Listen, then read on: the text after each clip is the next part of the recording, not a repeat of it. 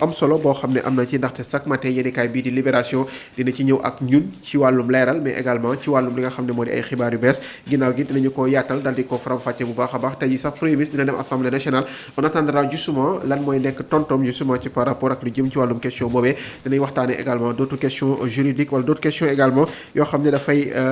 laale ak lu jëm ci wàllum li nga xam ne rek moo di mbir mini mel sans plus tarder sax cun ñu daal di ko dooree rek ak lu jëm ci wàllum borom ñaari yooyee comme ni ñu koy defee tous les matins ak des révélations justement venant ci yéenekaay bi nga xam ne rek moo di Libération yéenekaay moom Libération yéenekaay nag ñëwaat na bu baax a baax ci wàllum li nga xam ne rek moo di enquête bi am fële ca section de recherche bu Kër Massar ak enquête bi également ni muy demee ak actuellement ñi nga xam ne jot nañ leen daal di teg loxo bokk na ci ki nga xam ne moo di Zal Mbaye mais bokk na également ci ki nga xam ne moo di Mansour Baldé ak ñeneen ñi nga xam ak Jo également ñi nga xam ne ñoom jot nañ leen daal di teg loxo boobaak léegi bu ñu sukkandiku également ci yéenekaay bii di Libération Thioune ñoom devant les enquêteurs it jot nañu daal di avouer que ne ñoom mbir mi leen tuumaal moom lañu beneen biit mooy ñeneen jot nañu daal di seqante ñoom seen i biir mu doon des révélations justement yoo xam ne jot na ci daal di ñëw qu'est-ce qu'on peut retenir exactement ci par rapport ak audition ñi nga xam ne ñoo di Baye Zal ak ki nga xam ne moo di Mansour Baldé ak ki nga xam ne it moo di tailleur boobule Saliou Mbaye lan lañ mën a jàpp justement seen audition devant les enquêteurs. waaw ñoom ba léegi ñu ngi ci loxo gendarmerie nationale bu Kër Massar donc pour l'heure ñi nga xamante ni ñoo ñuy seetaan. donc nañuy jàpp ne soo xaymaa ñuy jàpp ñu ngi toll ci 29 personnes presque 30 29 personnes yooyu mooy depuis ñu jàpp ñooñu nga doon dégg 12 personnes yooyu. alors ci lay am di dolleeku ba mu mat li ñu tuddee 29 personnes alors parmi les 29 personnes tantôt yéen sénégalais yi ngeen dégg si ñoo xamante ne xam ngeen leen tantôt ngeen dégg si ñoo xamante ni da ngeen dégg seen tur rek waaye am na si ñoo xamante ni tàmmoon ngeen di leen gis si soit ci réseaux sociaux yi wala ngeen di dégg seen tur wala ngeen di leen gis ci télé yi donc loolu mooy li nga xamante ni mooy li am donc retenez que en résumé il y a au moins 29 personnes en réalité 29 garçons ou bien hommes arrêtés ñoo xamante ni dañuy jox ne dañoo nekk ci mbirum góor jigéen. ñoom dañuy ñenn ñi lañ ko assumer waaye gisaguma ku ko weddi si ñoom kenn daal am na ko weddi ne moom liñ koy waxal ne tëdd na ak diw tëdd na ak moom waaye weddiwul ne du lool te gendarme du police justice du loolu lay lijjanti justice du tëdd nga ak diw maanaam même boo tëddul ak ki ñu jàpp boo tëdd ak keneen loolu lay bañ ak aussi ñu jox ne da ngaa feebar yooyu lay bañ moo tax enquête bii nga xamante ni moom mooy brigade bu Kër Massar ñu dénk ko ñu gis ne moom moo waral kii Pape Cheikh Diallo mu gën a siiw mi mu ñu jàpp ko ak ñeneen ñu considéré ci la ñu bokk muy 28 personnes plus moom muy 29 mu ngi dox bi mooy li ko waral mooy magistrat bi nga xamante mooy les juges d'instruction yore dossier bi lu mu sax gendarme yi ñoom ñu ngi fa la preuve mooy au quotidien depuis boobu ñu ngi arrêté ça veut dire que bu ñu moytuwulee dans une semaine dinañu nekk ci weer boo xamante ni ci benn affaire chaque jour ñu am ku ñu jàpp chaque jour pour lu rare ci Sénégal lu rare alors ci lu nekk lu alimenté boobu actualité lu dara lu dul ginnaaw bu ñu jàppee ki nga xamante ni moom mooy kii Mansour alias Jo Baldé Dabax plutôt ak waa ji tudd Zal Mbaye nag moom moo wàccee ñaari gars yooyu nga xamante ni kenn ki liggéeykatu ku jaaykatu saabu bu mag la ci réew mi loolu mooy li am alors ñu ngi yokk nag maanaam ñu ngi accéléré li nga xamante ni moom mooy enquête bi d'après bu ñu amee information yoo xamante ni dañ ko njoxtu ne wala dañ ko jëlee ci audition yi pas njoxtu sax d'ailleurs alors li fa am rek mooy audition yi moom démarré na depuis semaine dernière kii di Mansour Bassirou Baldé moom mi ngi am 29 ans célibataire la amul doom agent la fële ci université Cheikh Anta Diop bu Dakar. Mansour Bassirou Baldé il est âgé de 29 ans moom il est célibataire sans enfant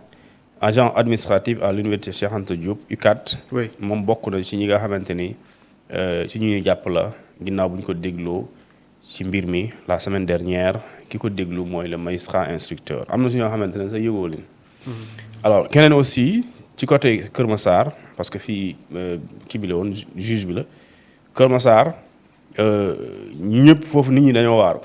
parce que dañ fa jàpp benn waay boo xamante ni si gox bi siiw na fa mu ngi tudd Jo Baldé il est très célèbre là-bas à Kër Massar c'est un tailleur. oui ak ki nga xamante ni moom moo tudd Daba dégg nga coow li bu ñu koy woo ki muy liggéeyal sax moom génn na di expliquer nan lañ ko woowee ak bu ñu ko woowee aussi lan la ko wax. donc kooku di Daba ak Jo Baldé ñoom ñëpp ci lañ jàpp ki leen jàpp moom mooy brigade bu Kër Massar ci même cadre bi nga xamante mooy dans le cadre de l'exécution de la délégation judiciaire délivrée par le juge d'instruction du premier cabinet près le tribunal de grande instance de Pikine Guédiawaye. alors bu ñu xóotalee seen enquête yi wala seen set bi alors ñi nga xamante ne ñooy enquêteurs yi danoo def ay réquisitions fële nga xamante moom mooy centre de santé bu Kër Massar. oui pour ay examen de dépistage mooy danoo centre santé bu Kër Massar ne leen defal leen ñu dépistage ci ñaari wala ñetti nit yi nga xamante ni moom mooy Jo Baldé Dabax ak Zal Mbaye pour ngeen wax ñu ndax ñoom danoo am feebar bii ñuy wax di VIH sida ñoom aussi bu ñu leen defee loolu résultat yi ba mu génnee alors dañ ne les résultats sont positifs mooy li ngeen doon joxtu am na donc finalement am nañu lii di feebar bi nga xamante ni moom mooy VIH sida alors ñoom aussi donc ils seront bu ñu ko waxee loolu da nga leen di justice leen di toppee lu ñu tuddee transmission volontaire du VIH sida une loi de 2010 nga xamante ni moom da koo xeex alors ci loolu aussi ñu gis ne am na yeneen arrestation yoo xamante ni beneen arrestation bu jiitu loolu parce que arrestation ñaar yi Jo Baldé ak Dabax oui ce sont des arrestations yi nga xamante ni li leen provoqué mooy l'arrestation de Zal Mbaye yi nga xamante ni dañ koo jàpp vendredi vers 21h30 avant 22h en tout cas à Nioro du Rip alors bu ñu ko jàppee à Nioro du Rip le vendredi passé mooy presque la fin de semaine alors ci lañ jàpp ñeneen ñaar ñi parce que moo leen dénoncé alors li fa am rek mooy ki nga xamante ni moom mooy sëñ bi Diop moom Kër Massar lañ ko jàppee ak beneen waaye bu tudd El Hadji Dioum à Thiès au total loolu moo nekkoon 6 nouvelles arrestations yi nga xamante ni ci week-end bi la ci week-end bi mais léegi soo xaymaa lépp mu ngi ci 29 mais ci week-end bi soo ko xoolee ñu ngi ci 6 léegi parmi ces 6 là bokk na ci ma wax la Zal Mbaye à Nioro F Diop à Kër Massar El Hadji Dioum à Thiès au total 6 personnes ont été arrêtées dans le week-end Dabax bokk na ci Jo Baldé ci la bokk ak benn waay bu tudd Mendy ak keneen ko tudd Mané ak keneen ko tudd Mbaye ak Cissé ñooñu aussi dañ leen jàpp mooy ku ñu jàpp fële ci Saint-Louis alors Zal Mbaye bu ñu ko jàppee vendredi ñu indi ko Dakar le samedi le lendemain dañ ko déclaré moom aussi il est positif bu ñu bu ñu ko defalee test bi au cours de son audition bu ñu koy laaj moom dafa wax enquêteurs yi ne moom déjà mu ngi doon suivre ay traitement boo xamante ni à la base c'est un traitement antirétroviral donc léegi moom maanaam mu ngi doon saytu boppam ginnaaw bu mu xamee ne dafa feebar ci loolu ñu jàpp ne même si dafa feebar xam na ko mais terewul mi ngi tëdd ak ay yeneen yi la preuve ñoom ñu ngi weerante seen biir tëdd na ak yow tëdd ma ak yow moom laa am doonu ma ko te dinaa la wax ci kanam tuuti lan la lañ leen di puusante alors ki nga xamante ni moom mooy audition yooyu bu mu amee ci la révélé ay turu Jo Baldé ak turu ki nga xamante ni moom mooy kii di Dabax comme quoi ñoom ay partenaire am lañ maanaam ñoom dañuy sikk bu doon ci relation normale ay copain am lañ mais puisque man du ma ànd ak ñoom ci seen langage boobu parce que man gisuma góor bu nekk copain góor pour man warul nekk alors donc léegi moom ci loolu nag moo tax 5 may la 29 arrestations dont 28 placements en détention mooy ñoom ñëpp dañ leen téye kenn lañ bàyyi pour l'instant moom mooy Pape Birame Bigué Ndiaye moom moo am lu ñu tuddee contrôle judiciaire ñu bàyyi ko pour l'instant tubaab bu ñu jàpp nag kooku moom aussi dossier bi dafay mooy xam nga Thiès fële ci Mbour bu ñu jàppee woon Ibrahima Majib Seck amoon na beneen tubaab bu ñu jàppoon loolu am na fële nga xamante ni moom mooy gendarmerie sax génnoon na photo bi alors moom c'est un Français mais dafa ñëw Sénégal mu dëkk Sénégal dëkk Dakar surtout enquêteurs yi ñoom dafa reconnaître moom tubaab boobu ne lii nga xamante ni moom mooy lii di jëf yooyu mooy acte contre nature yi ñi koy reproché loolu moom nangu na ne moom góor jigéen la waaye bu ñu ko testé dañ ko gis ne dafa am feebar bi ci loolu effectivement mu nekk sous traitement mais daf ne wàllul kenn moom nee na mënul wàll kenn ci képp koo xamante ne ànd nag yow mënul la wàll alors ci malgré ça dañ ko inculpé topp ko lu ñu tuddee association de malfaiteurs acte contre nature ak lu ñu tuddee transmission volontaire du VIH/Sida blanchiment de capitaux donc kooku malgré ça juge d'instruction bi daf ko place sous mandat de dépôt ba pare def lu ñu tuddee yóbbu ko en instruction léegi nag moom nee na bu dee France terewuñ ko dëgg la tubaab naa la tontu si kanam tubaab bi terewuñ ko France waaye dinaa la wax nekkoo France naa la ko wax tey sénégalais bu takkee ñaareel France du nangu France du ko nangu pourtant dëkkul pourtant réewam bañu ko est-ce que kon loolu sëñ bi tubaab bi loolu génnewul la si de donc tubaab bi na bàyyi caaxaan donc moom li nga xamante ni moom mooy li am aussi mooy sëñ bi ki nga xamante ni mooy Abdou Aziz Diop moom wax na ne buñ ko laajee enquêteur buñ ko laajee nekk foofu di weerante comme ni nga waxee tubaab bi dafa nangu ne moom loolu la maanaam il est passé aux aveux dans un premier temps bu njëkk bi daf ne moom nangu na ne loolu la maanaam borom ñaari tur yi nangu na ko tendance maanaam borom ñaari tur yooyu bu koy def aussi moom day jël position góor maanaam moom góor lay doon yos comme ñu koy waxee yos loolu buñ ko laajee ñaata at wala kañ la mu ne loolu yàgg na mieux encore Abdou Aziz Diop dafa révélé ne moom am na feebaru sida bi maanaam moom il est porteur du VIH sida et selon lui si moom aussi d'après lu mu wax moom nee na feebar boobu ki ko wàll moom mooy Saliou Mbaye tuddee ko Zal Mbaye moo ko wàll feebar boobu et ginnaaw bu ñu jàppee Zal moom moo leen dénoncé alors ci loolu aussi mu jàpp ne plusieurs fois sekk na ak Zal boobu nga xamante ni moom moo ko wàll mais aussi sans protection ce qu'il a dit alors aussi ci loolu aussi mu ne cité na yeneen partenaires yoo xamante ni am nañoo sekk na ak ñoom te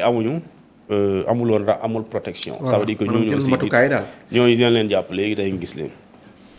mooy ñooñu ñu wax dina wax ñoom ñooy ñan parce que dina joxe seen numéro wala mu yóbbu leen fa ñu jàpp leen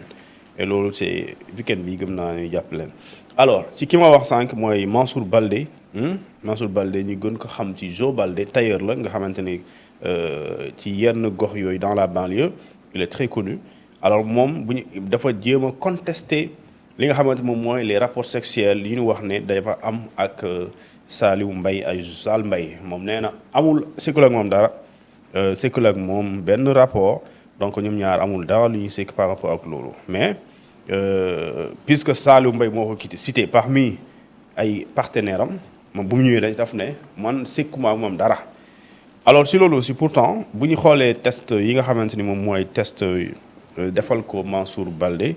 test yi ci wàllum feebar bi dafa ñëw ak lu ñu tuddee résultat positif mooy dafa xamal leen ne